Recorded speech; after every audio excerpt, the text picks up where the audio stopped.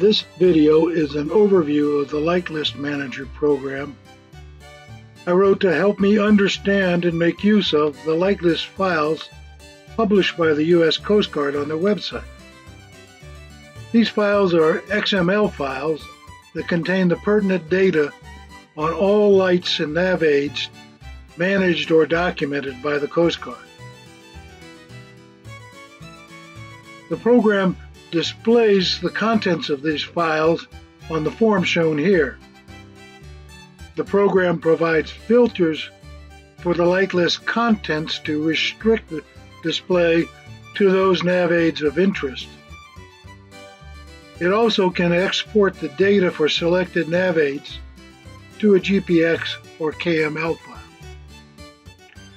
This is how the program form looks when the program is initially started, before any LightList data has been downloaded.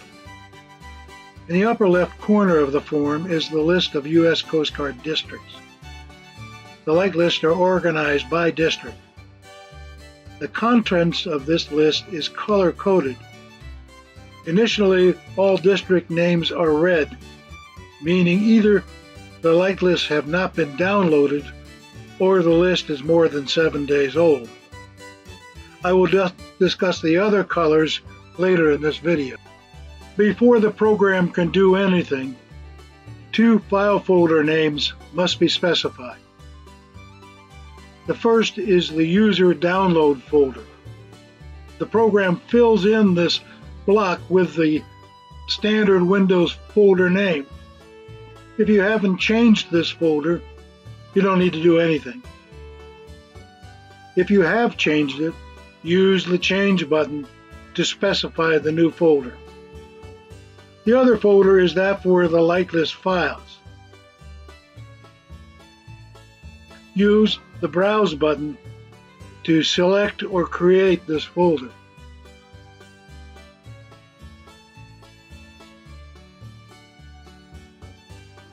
In this case, I have created a folder named LightList. Now I'm ready to start downloading the XML files from the U.S. Coast Guard website.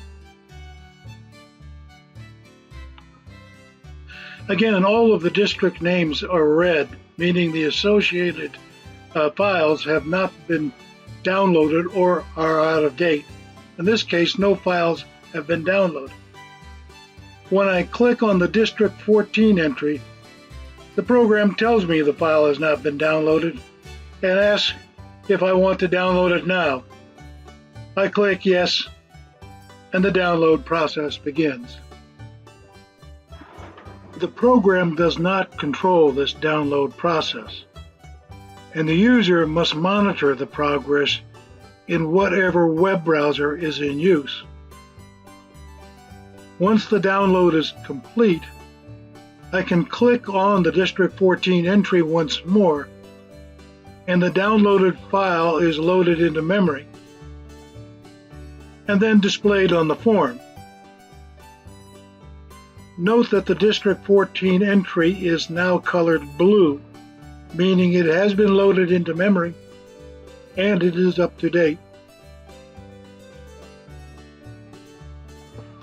At the top of the form is a series of checkboxes and buttons that can be used to ensure the LightList in use is the latest available. The Auto Check checkbox can be used to validate the LightList each time it is displayed. The Check for New XML File button can be used to perform the same test. The Download button can be used to force a download even if the current XML file is up to date. In the upper right of the form is a set of filters that can be used to limit the LightList display to those nav aids of specific interest.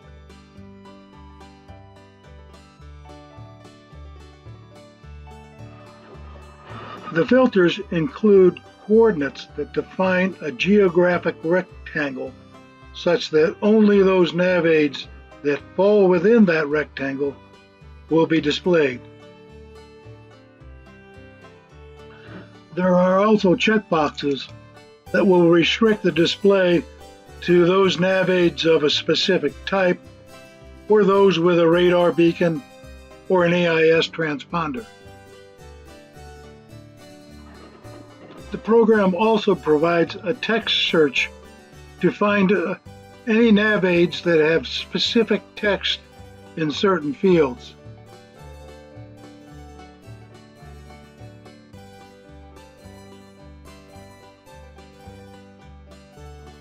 A convenient way to set the geographic limits of the display is use a KML placemark file created in Google Earth.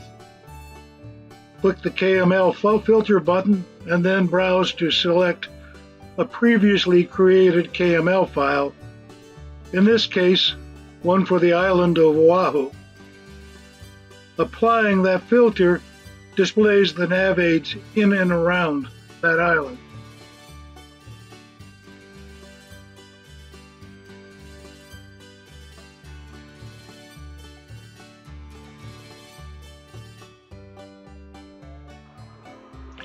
On the left side of the form is a series of buttons that can be used to select all or none of the nav aids in the display, or to export those items to a GPX or KML file.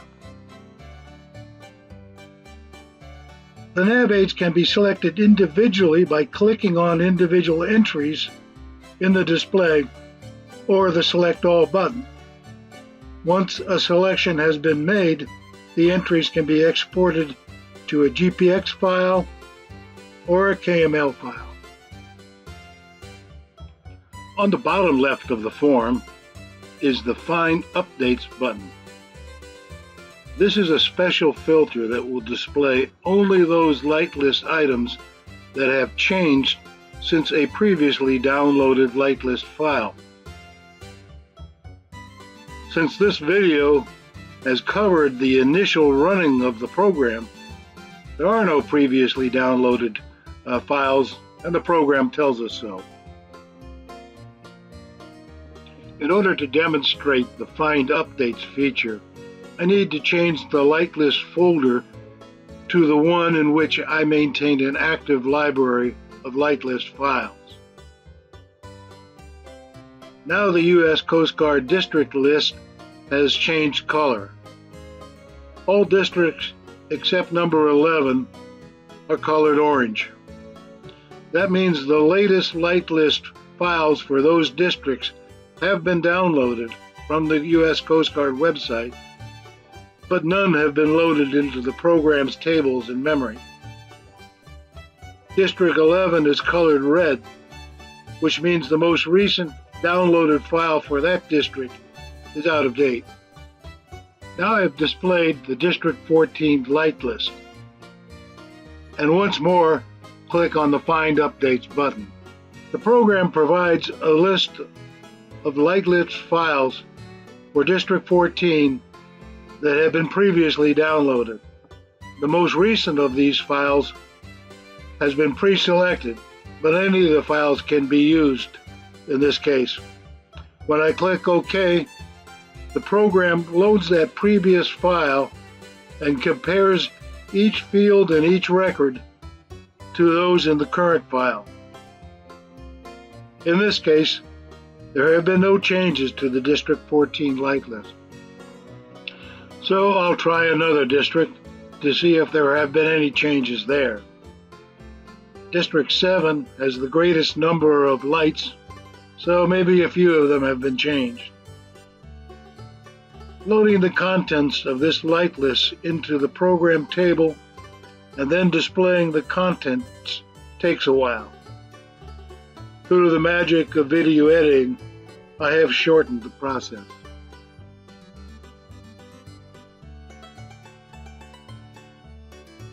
Once the District 7 lights have been displayed, I once more click the Find Updates button and select the most recent of the previous files for comparison.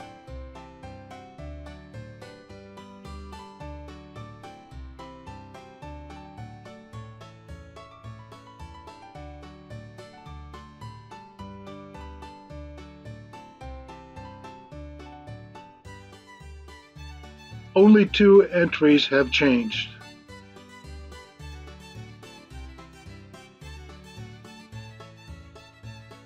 To see which fields have changed, I click the Update Details button. The Change Details forms displays the contents of one changed record from each file. The current record is on top and the old record is below.